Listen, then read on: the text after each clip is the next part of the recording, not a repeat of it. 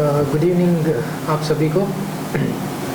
आज की शाम एक छोटा सा थॉट मैं शेयर करना चाहूँगा और आशा रखता हूँ कि आप सब लोग डिवोशन सुनते हैं और अपने परमेश्वर के वचन को जानना चाहते हो और उसमें बढ़ रहे हो। हम आपको धन्यवाद दूंगा उसके लिए। और आज की शाम में एक स्मॉल थॉट आपके साथ शेयर करना चाहता हूँ जो मैं इस हफ्ते के दौरान पढ़ रहा था। तो आमोस के तीसरे अध्याय में तीसरी पंक्ति पढ़ूंगा और दूसरा वचन जो रहेगा वो यूहन्ना के 21वें अध्याय की 18वीं पंक्ति में।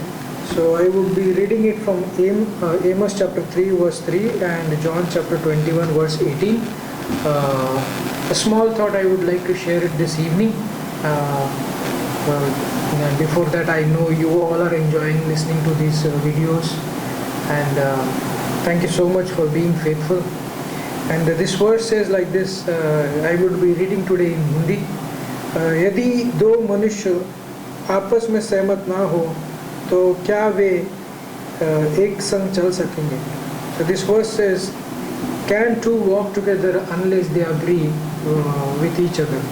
और 21वीं पंक्ति में 18वें अध्याय 18 पंक्ति 21वें अध्याय की 18 पंक्ति इस तरीके से कहता है, मैं तुमसे सच सच कहता हूँ, जब तू जवान था तो अपनी कमर बांधकर जहाँ जाना चाहता था वहाँ फिरता था, परंतु जब तू बूढ़ा होगा तो अपने हाथ फैलाएगा और दूसरा तेरी कमर बांधकर जहाँ तू ना चाहेगा वहाँ तुझे ले जाएगा। You can read this verse in English, John chapter 21 and verse 18. It talks about Jesus is talking to Peter and Peter is like describing about himself and Jesus is telling you wherever you wanted to go when you were young you went, and when you will become old, where you don't want to go, somebody else will take you. So those are very two different verses which I have chosen this evening. The first is like Amos chapter 3.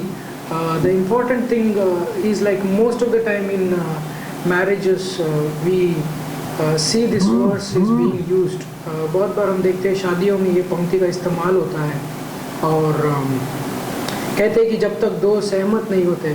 तो मैं एक उदाहरण देना चाहूँगा इसके बारे में। बहुत बड़ा सा उदाहरण नहीं है। आप लोग बहुत बार गांव में गए होंगे या गांव में अपने दोस्तों के साथ गए होंगे। कभी कभी हम एग्ज़ाम्पल दूंगा कि उदाहरण दूंगा, जैसे कि विज़िटेशन जाते हैं हम कहीं पर, तो अगर बस से जाना है तो हम सोचते हैं कि ये नंबर का बस भी जाएगा, ये नंबर का बस भी जाएगा। तो बहुत बार ये होता है हमारे साथ। अभी कभी सोचते हैं कि हम ऑटो से जाएंगे या बस से जाएंगे या ओला करके जाएंगे, उबर करके जाएंगे, ऐसा होता है। और ये बहुत साधारण सी चीज़ है, इसमें कोई बहुत बड़ी नहीं। पर परमेश्वर जब लिखता है उस वचन को, इसके पीछे एक मकसद है।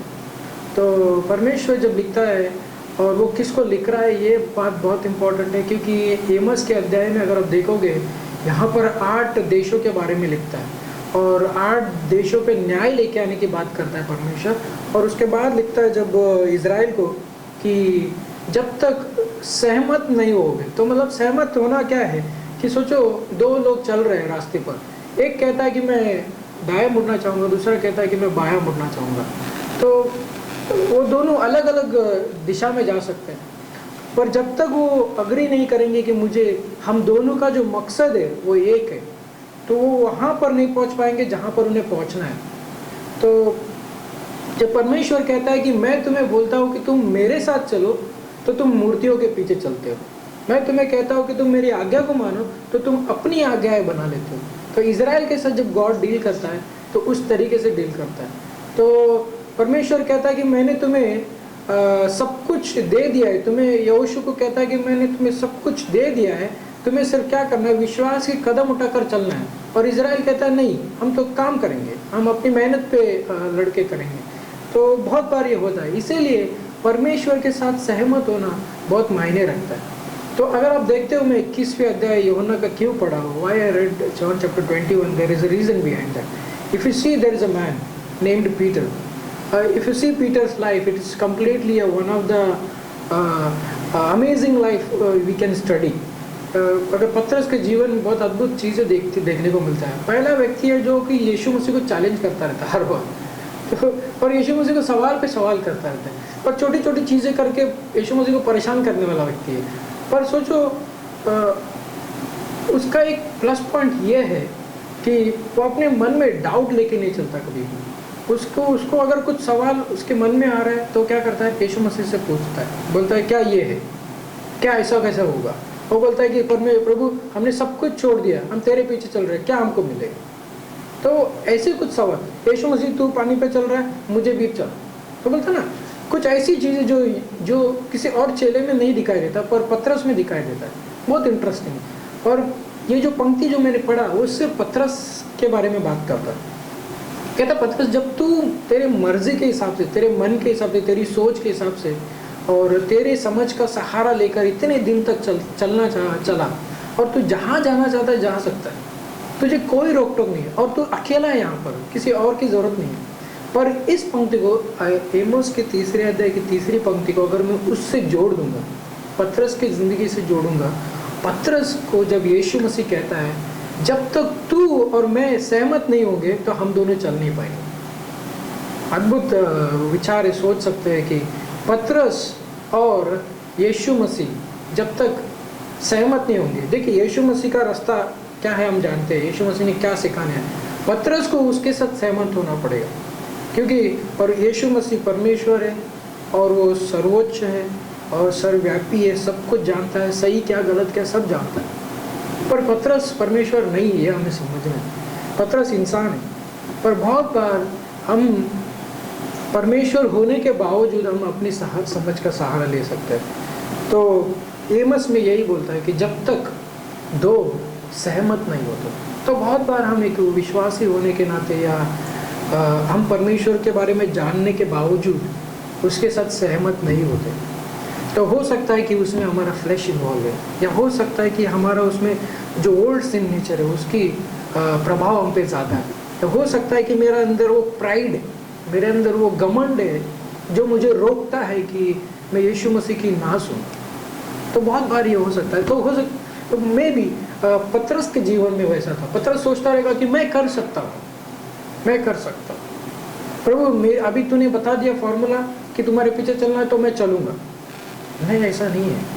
परमेश्वर यीशु मसीह से क्या चल रहा है, कह रहा है तुझे वेट करना होगा, तुझे अभी बहुत सारी चीज़ें बाकी है, अभी धीरे से चलना है। तो एमस के 3 अध्याय की 3 पंक्ति में जैसे हस्बैंड वाइफ के लिए लिखते हैं नॉर्मली इस्तेमाल होता है कि जब तक दो सहमत नहीं होते। घरों में ये हालातें हो सकती कि पत्नी कुछ बोलती है, पति कुछ और बोलता है, दोनों सहमत नहीं होते। पर यहाँ पर क्या है, एक बिलीवर यीशु मसीह के साथ जब तक सहमत नहीं होता वो किसी डायरेक्शन तक नहीं पहुँच सकता। वो अपने ज़िंदगी में हो सकता है कि बहुत मेहनत कर ले, बहुत कामयाबी हासिल कर ले, बहुत सारे धन इकट्ठा कर ले, पर अगर वो यीशु मसीह के साथ सहमत करके नहीं हुआ है तो उसका सब कुछ व्यर्थ है। तो उस चीज़ के बारे में जैसे पतरस को यीशु मसीह कहता है कि जब तू जवान था तो अपनी कमर बांधकर जहाँ चाहता था वहाँ जाता था। यानी कि हम जानते हैं कि पतरस से ये पता चलता है कि पतरस अपने मन का मालिक था। और उसके बाद आगे लिखता है कि परंतु जब तू बूढ़ा होगा तो अपने हाथ फैलाएगा और दूसरे तेरी कमर बांधकर जहाँ तू ना चाहेगा वहाँ तुझे ले जाएंगे। तो पतरस तेरे जीवन में एक ऐसा भी दिन आएगा कि जब तू बूढ़ा होगा और उस वक्त जहाँ तू नहीं जाना चाहेगा, हो सकता है कि तू परमेश्वर का काम नहीं करने का मन में होगा तेरे, या हो सकता है कि तू परमेश्वर के राज के लिए इस्तेमाल नहीं होने का सोच रहा है। तू जो तुझे यीशु मसीह ने दिखा दिया उसी में तू रहना चाहता है, पर क्या कहता है, तुझे वहाँ ले जाया जाएगा। और जब तक हम मसीह के साथ सहमत नहीं होते तो पवित्र आत्मा काम नहीं करता। जब हम उसके साथ सहमत होते हैं हम उसके साथ क्या कर सकते हैं, काम कर सकते हैं। और आमोस में जैसे इज़राइल जब तक परमेश्वर के साथ सहमत नहीं हुआ वो तब तक अपने दुश्मनों से घेरा हुआ था, लड़ता रहता था, बंधुआई में गए। पर जब वो सहमत हुआ हम देखते हैं कि आज वो इज़राइल देश इस संसार में है। और सबसे इस जो इतिहास में, या मैं कह सकता हूँ अभी देश के मैप में सेंटर, वर्ल्ड के मैप में सेंटर ऑफ द कंट्री माना जाता है इज़राइल। क्यों?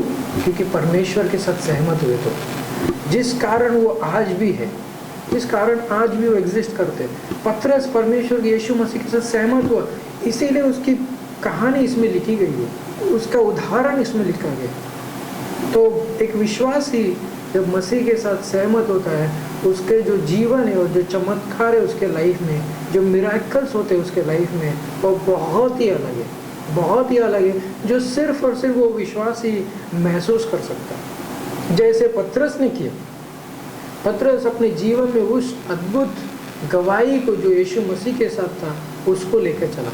वो कैसे पॉसिबल? वो सिर्फ और सिर्फ इसीलिए कि वो सहमत हुआ यीशु मसीह के साथ। जो यीशु मसीह ने कहा तुझे यहाँ रुकना होगा इतने दिन तक, वो रुका। तुझे यहाँ जाना होगा, वो गया। क्यों? सहमत होना बहुत ज़रूरी है। तो उसी के साथ मैं आज के शाम अंत करूँगा, और मैं आशा रखता हूँ कि ये जो थॉट है कि यीशु मसीह के साथ सहमत होना, आप इसके साथ बने रहेंगे। धन्यवाद देता हूँ, and thank you so much आज के शाम के लिए। आमीन।